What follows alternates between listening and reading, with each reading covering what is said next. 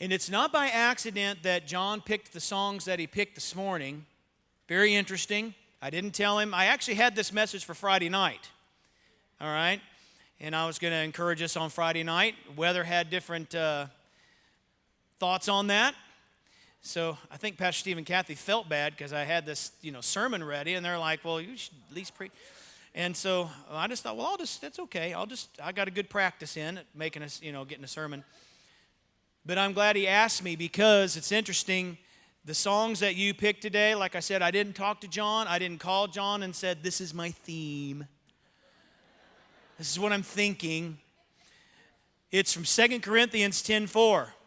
The weapons we fight with are not the weapons of the world. On the contrary, they have divine power to demolish strongholds. And what's interesting about the Corinthian church, we don't have time to get into the Corinthian church. If you want great teaching on what the Corinthian church was going through, Pastor Steve has done years of teaching on the troubles the Corinthians were having, the church at Corinth. A lot of error, and he's trying to help them. And so at the beginning of this chapter, he's kind of talking about how they're kind of giving Paul a hard time here, saying, well, he's really strong with his writing, but I bet he's really timid in person. So you read it. So he comes back and he's writing to him and he's saying, I think he's kind of saying, I'm doing this on purpose, but do you not remember who I used to be? Remember who Paul used to be? He used to kill people. And they're calling that person timid. I don't think that's very smart. You don't want to see that other person come out.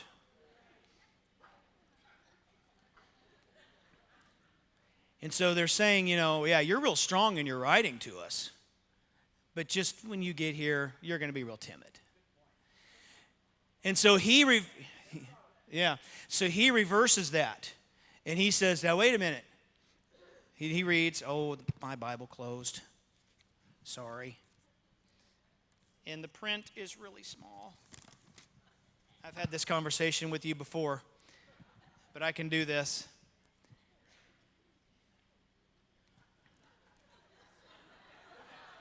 What's so fun? I can still read. It's just a little blurry.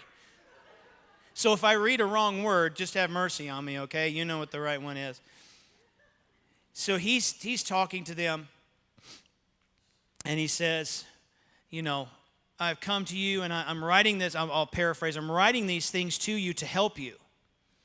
But you think I'm this, and if you read further down in the next 2 chapters, he kind of starts toying with him a little bit, and he goes, and you could tell he's getting a little irritated with him and kind of making fun of him because he think that he's really a certain way when he's not. And there's a reason why. That's because God had changed Saul into Paul, right? And when Paul got changed from Saul, he didn't just get a name change. He got a whole change of his person. Everything of him changed to where he said, everything that I have learned, everything that I knew is rubbish in comparison to the all-consuming fire of Christ. So therefore, I am a different person. And then he says, and he's got Timothy with him. Timothy's with him writing. And he throws Titus in there a few chapters earlier, so maybe Titus is around too. And that's when he says, the weapons that we fight with are not the weapons of the world. On the contrary, they have divine power to demolish strongholds. So when we look at our culture, people expect Christians to act a certain way, right? Oh, don't judge. That's one of the first things they always tell a Christian. Don't judge. God helps those who help themselves, because they think that's in the Bible. And they expect you and I to act, react, say, do certain things a certain way. That's what they were expecting from Paul. But Paul came at them in a totally different way than they were expecting. Nice. Have you considered this? And so they kind of hammered him for it a little bit when they don't understand the transformation that Paul had gone through to get him to this point. And people cannot understand how sometimes we go through transitions in this life, and they expect you to act a certain way, do a certain thing. As a matter of fact, when they come in this church, they probably expect us to do things a certain way. And when we don't, they can't understand it. Something that seems normal to us seems absolutely absurd to some people, which is biblical. The power of the cross is foolishness to those who are perishing, but it is life to us. And so they try to put us in this box. Even religious people are the worst. They're the worst. And these were religious people. Religious people are the worst at trying to put people who are coming out of the spiritual box into something new, something fresh. And they don't like it because they can't understand, why would you do that? Paul, why would you do this when really we know you're timid, when if you come here, you're not that tough of a guy. You're just not. When we know he really is. And I wouldn't mess with Paul. He'd probably beat the crud out of you if he really wanted to. So I want to give us just a couple of things this morning about weapons. I like weapons. I hope you like weapons. If you don't, go try one. You might like it. You might even grunt a little bit. Go throw those hatchets. Have you ever seen that hatchet throw thing? I've seen perfectly normal people, especially you women. You getting ready to have this women's conference? Man, I'll tell you what, don't ever get in the way of a woman that's mad. Just go on through. Have you ever seen those hatchet throw things? They got the target there and you whoop, and you throw it and you try to stick it in the wood. You ever see a just average, normal woman walks in and she gets that thing and all of a sudden her face changes into this.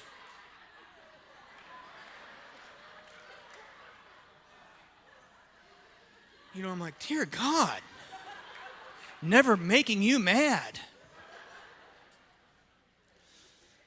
There's nothing sadder to me, guys, than a Christian who does not understand the weapon that they have. It's weak, and really it's inexcusable. We've got Christians all over the place that are trying so hard to do what's right, make right decisions, say right things, but they don't even know the weapons that they have. And that's what Paul's saying. The weapons that I fight with are not the same as what you fight with. So if you want to come into the knowledge of God, you got to learn what your weapons are in order to fight this war between darkness and light. And the two favorite ones that I have, that we talked about, and we even sang it today, is worship and prayer. Worship and prayer are two of the most powerful weapons that you can have and you can possess. Here's why. They take no talent to do them, because it is Spirit inspired, not talent inspired. Now, speaking or, getting up here like John does, well, that does take some talent. I'm sure there's some of you that if you did that, we'd all go, yeah. Maybe there's another vocation for you, And that's okay. Not everybody's called to do that. Not everybody's called to build houses.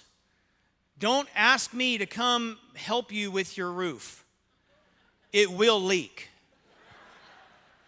I'm not gifted in that. I can't see stuff. Like people will come. It amazes me that they'll come and look at something. They'll go, "Oh yeah, we can fix that, and we can do." And I'm like, "How do you see that?" So prayer and worship does not require talent. It requires spirit. Spirit gives birth to spirit. Flesh gives birth to flesh. The things of the flesh, that's what comes out. Listen, but the things of the Spirit is what comes out. in the Spirit. And it is a mighty weapon in the hands of a skilled person who begins to understand that worship is more than just singing songs. And prayer is more than just getting on knees and closing eyes, but it is an expression of power. It is an expression of emotion. It is an expression of the glory and the kingdom of God that comes down out of heaven and rests upon our shoulders, and it comes out of our mouths, it comes out of our hands, and it even comes out of your feet. And when you start to realize that you are powerful in the kingdom of God, that builds your faith. You are not weak, and you are not too sick to do this. You are not too uneducated. You have to open your mouth and let it out. And God will respond. And God responded to Paul when he said, the weapons that I fight with are not the same weapons that you do, which are weapons of words. Their weapon of words was to try to cut down and demolish Paul's ministry in the eyes of everyone else. And he could have come in there like they said he wasn't going to do, and he could have showed up and said, "You guys are idiots. I know what I'm talking about," and he could have just laid them flat. But that's not the weapon that he fought with anymore. He let the Spirit of God do the fighting for him. And that's what worship does. Worship and prayer goes on your behalf to break down strongholds because it has divine power to do things that you and I cannot do in our own nature. We've got to have the Spirit of God do it for us. Because if we could have fixed it, we would have fixed it a long time ago. But we can't fix things in our own nature. Even David knew this when he sang that worship was so important to him that it snaps our heads and our hearts back to complete surrender. In Psalm 73, 25 and 26, David sang this, "Whom have I in heaven but you? I desire you more than anything on earth. My health may fail and my spirit may grow weak, but God remains the strength of my heart. He is mine forever." And so I think we come to a point where we realize I can't fix everything, but I want to. How do I come into this greater realm of the Spirit of God? Because you can learn and learn and learn and learn and learn, but until you apply it, you're just a learner. You're not a doer. How can we experience more of God? Because obviously God is moving. He's moving in Israel. And I want to speak off these notes for just a minute. That I believe that God is moving as He always has, moves behind the scenes in the unseen realm. He's doing that now. He's moving in places that people cannot see and people cannot detect. I believe that it stems from a lot of things. I believe there are a lot of good things that are happening in churches, and God blesses that. And He has to have His church do what it's supposed to do in order to keep the function of the kingdom going and moving and shaking. But there's also those deeper dimensions, if we desire to go there and don't get freaked out by it too much, that is always behind the scenes of the front line. The front line goes forward, but it's the back heart of God that is churning things that are really going to trick a lot of people. And it's going to fool a lot of people, and they're not seeing it. They're not going to see it coming. The greatness of the glory of God is so great that He will not reveal it until the perfect time. He's not going to tell anybody, I don't think. He'll give us little snippets, but it will not fully be revealed until the perfect time because we won't be ready for it. We're ready for the singing and all the things that we do in church, but for the greater glory that's coming. When the revivals happened in the 90s, they came out of nowhere. Couldn't plan it. We didn't plan it. We didn't plan Smithton. They didn't plan Brownsville. It just smacked right then. Why? Because it was the perfect time when God was working behind the scenes, because his weapons aren't our weapons either. And he works behind the scenes, and he doesn't say much about it until the perfect time. But you and I have to do our part, and that is the worship and the prayer. There's other weapons too, but these are two of my favorite.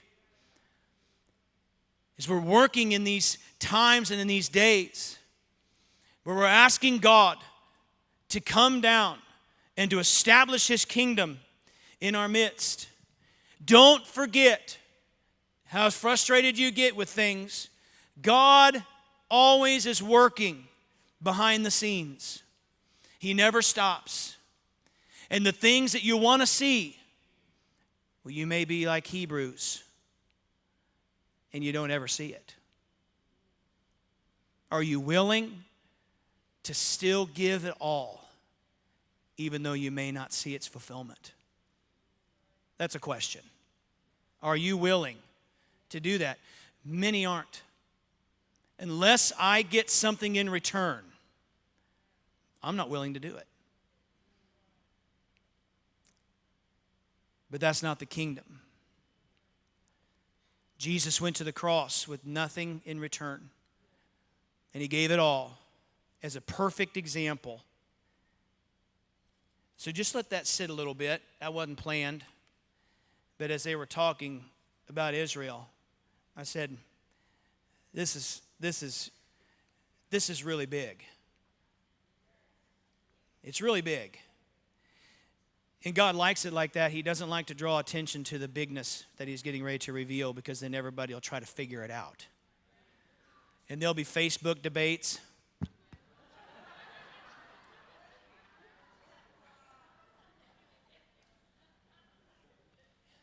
If I ever really believed in the rapture like that, there are moments where I read stuff and I say, God, just take me now. Just.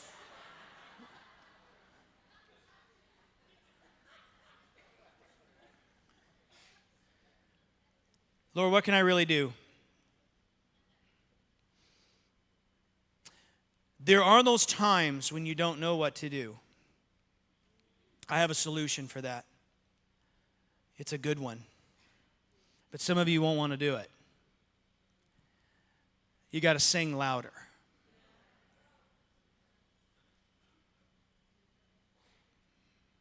Singing louder pushes the enemy back.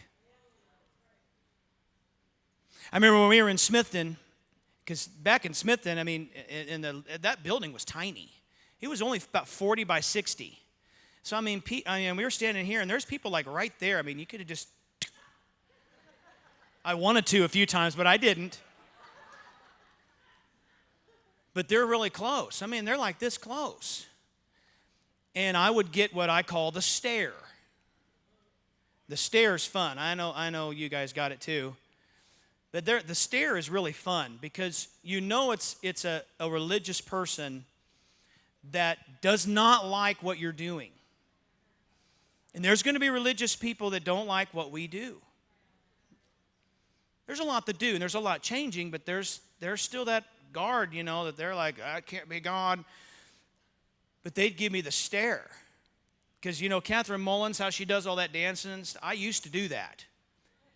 Used to do that. It hurts now. I'm like, oh, okay. Thank you, Jesus. I'll just stand and let John do it. But I used to do a lot of stuff, and I'd get the stare, where they'd cross their arms and stare at you, trying to do what the enemy always tries to do, and that is intimidate. And that's what these guys were trying to do to Paul. They're trying to intimidate him to not tell the truth.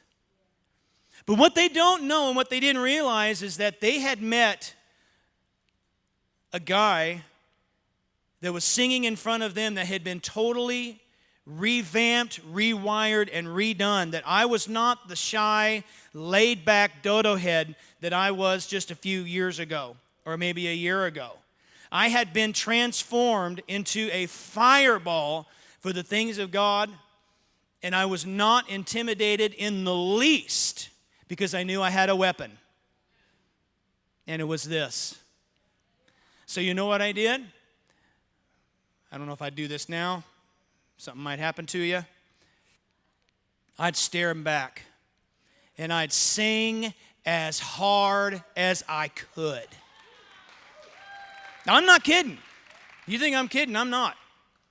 I would sing as hard as I could. Did it hurt? Yes. Yes, it hurt. And did I go home hoarse? Yeah, a lot. Well, we went home hoarse probably every night. But see, I realized I had a weapon because that was not them. That was a spirit. And so therefore, I was going to fight this spirit head on with the Spirit of God. Now, I couldn't go down and go fisticuffs with him. I had to battle it in the Spirit. So therefore, and we were close, weren't we, Pastor Kathy? We were close. So we'd stand right out there on the edge of the stage, and I would sing as hard as I could, staring right back at them, smiling, and singing with all that I had and playing with everything that I had, because this was a weapon of war in my hand that I knew that I had. And that's the kind of weapon that God has for us in this place. Not just in services, but in life. When you can't fix things, when you can't fix people, I'm in a situation I cannot fix. I'm in a situation I cannot fix. I'm in a crisis and I don't know what to do. I can tell you what to do. You sing, and you sing as hard as you can. Because what happens is it takes the dependence off of you and puts the dependence on God. Because it's not you anymore. But you got to get to that place. And it's hard. Because you'll have all kinds of junk talking to you while you're trying to sing and trying to pray. I pray and sing kind of interchangeably. I'll pray for a while and then I'll go back to just praying. You can do both. Because this weapon is so trying to be silenced. And finally, and we have tons of worship songs on our phones now that we can pick whatever we want. So finally it's breaking through. The people in church are finally realizing, hey, these songs are pretty good. I think we should sing more of these. I mean, I like the hymns and stuff, but this is pretty good. This is how I fight my battles. That's pretty good. But you don't want to just sing the song. Right? You want to sing the song. Because there's a difference. There's a difference between a song and really using the song as a weapon to break off strongholds. Here's a good one for you. If you have a tendency to get a little depressed, this is going to be a hard one for you. Because depression is anger and selfishness pushed inward. Sorry, that's a little bit of the counseling, but that's just the way it is. But what does worship do? The total opposite. It's being unselfish and absolutely unangry at anything. It's hard to stay angry and worship. You just have to stop singing. You just have to stop. Because if you're that mad and I can't sing this, I'm just too mad. Well, then they'll stop singing. Because they're starting to collide. Yeah! Spirit of life and the Spirit of God fighting against the spirit of darkness and the spirit of anger. And they can't do it at the same time. One of them's going to win. And in our time, in our day, and I know there's nothing new under the sun, but that's okay. This is our day and this is our sun. It seems like everybody's mad about everything. Choose a different weapon. Don't be. Choose not to be angry. Choose. Choose not to be offended. You'll be a better Christian for it. And then the worship that you lift up to God will be such a powerful weapon because it's breaking off strongholds, and you won't be mad at somebody. Being mad is a waste of time. People get up with it, they go to bed with it, they eat with it, they sleep, they watch movies, they talk to people, mad, mad, mad, mad, mad. And then all of a sudden you go to a restaurant, and if you're a waiter or a waitress, I feel for you. People get mad because their food's wrong. They're getting angry over food. Stupid food.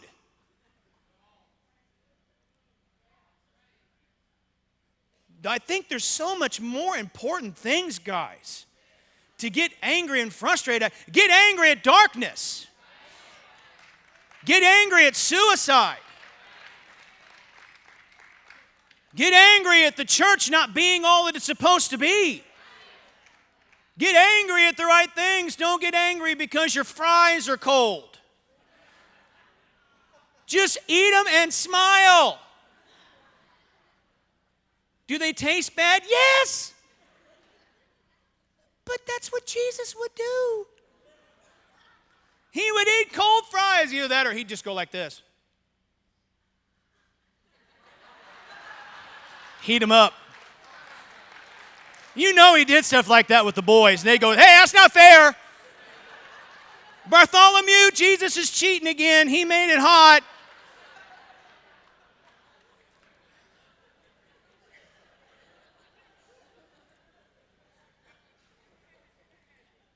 Cry out.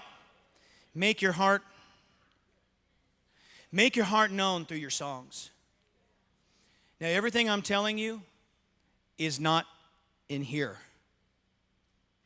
It's out there. In here with all of us, it's really easy because if you're not ready to carry, there's other people in here that will carry you. So it's easy in here. You just step into a chair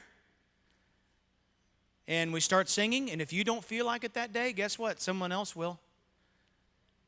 They'll carry you. That's your problem.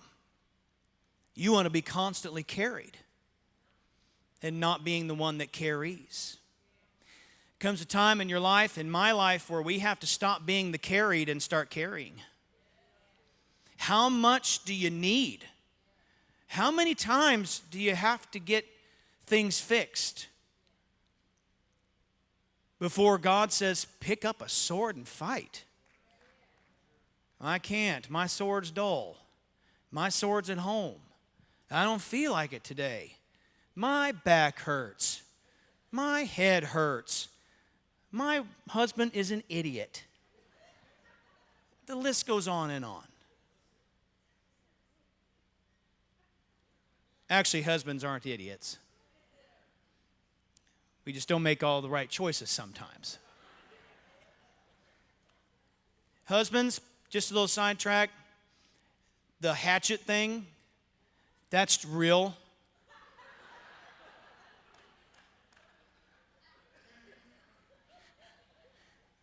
Just a word to the wise. There's a warrior inside your wife. And some of you ladies have not picked up on that yet. But you are a warrior for Christ. It's one thing I've loved about Pastor Steve all these years is he has been such an advocate for women in ministry. And I have taken that for myself too and pulled that and said, you women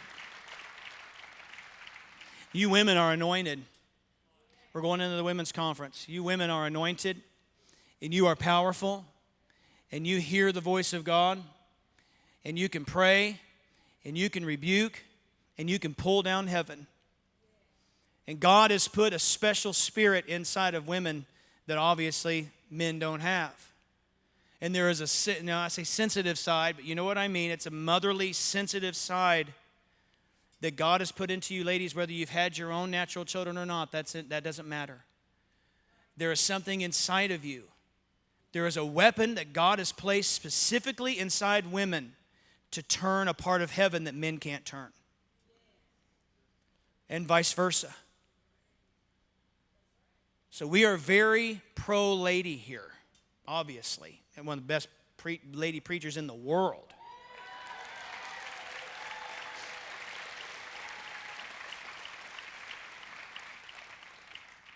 Does anybody else get nervous when she starts walking around and singing and stuff? I'm looking down on purpose. When she starts walking around, I'm like, oh, don't come over here, don't come. No, I'm teasing. But some of you are doing that. You're like, don't come over here, don't come over. Don't make eye contact. Just don't make eye contact, right? How many of you still fall for the don't make eye contact with the teacher? How many of you did that? They'll come to you every time. So just make eye contact and go, okay. Use your weapon. You sing harder. You pray harder. Now, loud doesn't always mean louder. It means with more authority. You have the authority of Christ within you. I have the authority of Christ within me. And there's a difference of how you sing songs. And we learned this years ago, didn't we, Pastor Steve? You taught me this years ago. There's a difference of how you sing songs. And if you're not the best singer, it doesn't matter. What matters is the authority. And that's what knocked them out about Pastor Steve over there when they talked to that rabbi, and that rabbi started shaking. It's the authority of Christ within him for this time and this day. So when you sing as one who has authority and not a wimp. Got enough of those. Sing and pray as one who knows what they're talking about. You have the mind of Christ. I have the mind of Christ. Weapons of the world are nasty attitudes, nasty beliefs, words, not good words, bad models of behavior. You can put that in whatever kind of thing you want to put it into. When someone's attacked or disagreed with on some sort of social media site or email, we must not fight like the world would fight.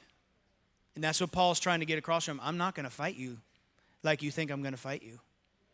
That's what he's saying. I'm not going to argue with you. I refuse to argue with you. You either believe this or you don't. But when someone comes after us with like real ferocity, I mean like something comes, or there's a Facebook post, or an Instagram, or whatever all those are. There's so many now I can't even name them. Or you get an email. The first thing that you want to do is respond. You want to defend yourself. I would suggest you not do that. I would suggest don't defend yourself. If you don't feed the dog, it dies. If you don't feed the angry dog, he dies. If you don't give it attention, it dies. So when they have the Facebook posts on there and they're using their weapons, which is their words, I guess in this case their fingers. We want to use our weapons too in our fingers, and we fire right back. And God says, why are you doing that? That's fruitless. Nothing good comes of that. So my suggestion would be, take a deep breath and sing. Here in your presence, we are undone. Here in your presence, heaven and earth become one. Oh, I'm not so mad now. I don't think I'm going to answer that. Shh. Spirit wins. You don't have to defend God. God's God. God can defend himself. He's been doing it for a long time. Use your weapons wisely. Use that thing that God has put inside you of prayer and worship to be who God has called you to be. So how do we get there? Verse 5. Here's how we get to using our weapons. We demolish arguments and every pretension that sets itself up against the knowledge of God. And he was telling that, I have the knowledge to tell you guys what to do. You got to listen to it. But if you choose not to, I'm not going to argue with you. You either do it or you don't. Don't get wrapped up, he's saying, don't get wrapped up in pointless debates. And we take captive what? Every thought to make it obedient to Christ. And that's the key, really. That's the key to finding what it is that really, really can make you tick. Is you got to get this and this in line with Him. And He's given you these great tools, these great songs to sing now, but you don't have to sing those. Make up your own. Pastor Mark makes them up all day. And I don't mean that in a bad way. It's really good. I love it. I can hear him singing in his office sometimes. I love you, Lord, and I pray, it's not I love you, Lord, not the old one, but he sings the same words on a phrase all the time, and you probably don't know you do it. But I pick it up because I hear it. I love you, Lord, and I lift my voice, or something like that. But it's not the tune of the old song. It's a different tune. But it's the same one all the time. All the time. He's singing. Because he's using this weapon. And he doesn't even know he's using it. Because it's so ingrained in him. Yeah, but he's a pastor. That doesn't matter. What difference does that make? He's a human being. This is the answer to 95% of the issues that you're going through. I'm not kidding. Is this a fix-all? Yeah, pretty much. You want an A plus B equals C? I gave it to you. You have weapons that God has placed in you as a Christian, as a Spirit-filled Christian. If you're not a Christian, you need to be one. It's not worth the risk, in my opinion. You want to risk it? Fine. But if not, we'll pray for you today to get your life right with God. Because it needs to be. But you have such potential of power in you that you have not tapped into yet because of fear, intimidation, bad teaching, thinking that only the clergy can do those things. Quite the contrary, as Paul would say. You have been endued with great power. And you have such power that can come out of your voice in times of good and in times of bad. That when you get in a time of bad, if you've done it while it's good, it will come out naturally in the bad. And you won't have to hit what we call the panic button. I got to get God right now, this second. I haven't talked to Him for 2 weeks, but I got to get Him here now. Well, He's good and He's merciful. And He will come. But not in the fullness and the authority that you could take over that situation. And when you walk into that room, you are ready. Husbands, sing over your wife. That terrifies you. I know it does, because I can see it on your face, and some of your wives are going, oh, dear God, please, don't have him sing over me, please. Anything but that. I don't mean while she's there. Now, some of you could. Some of you would. I don't. You'd think I would, but I really don't. I don't. She hears me enough. But some of you husbands need to take more authority over your home than what you're doing. Sorry, I forgot what time it was. I totally spaced. Y'all doing okay? 5 minutes? Okay, it's 12:06. We're doing okay? Okay. I was like going someplace else, and I'm like, what time is it? But this is good because I know we as husbands, we want, what can I do for my family? What more can I do for my family than just doing stuff?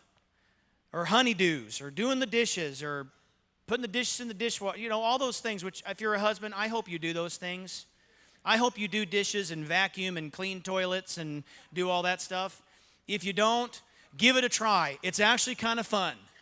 Well, not really, but you got to try it anyway. It's actually not fun at all. It's actually horrible, if you want to know the truth. I hate every minute of it. Boy, that turned bad, didn't it? Let me give you another example. No, really, help do the housework with her. But there are things that God has given you authority over as a man of God that other men don't have because your weapons are not the same as their weapons. And He has given you authority. Now, I mean this in a bad way, ladies, but some ladies, they like this kind of stuff. But the man has kind of a spiritual authority over his wife in a good way, That you have an anointing that can come out of you for your wife that would be for no other person on the face of this earth because God has given that to you. And so when I pray for Lori, which I do, I don't sing over her too much, but I pray for her all the time. I take authority over things that I know she's afraid of, that she would never pray for herself.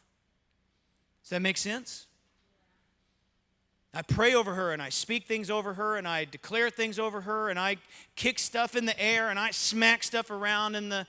I really smack stuff that's not there. I mean, I see it, but I take authority over stuff. And I pray for my wife because I have that weapon. And you ladies, pray for your husbands. They need it. The internet is a trash heap of bad stuff for men and women. And you know what I mean. It's a trash heap. Pray for your husband and pray for your wives that our hearts would remain pure before God and our eyes would see only what He sees, our ears would hear only what He hears, and our mouths would say only what He would say. And there's a perfect thing for that. It's called prayer and worship.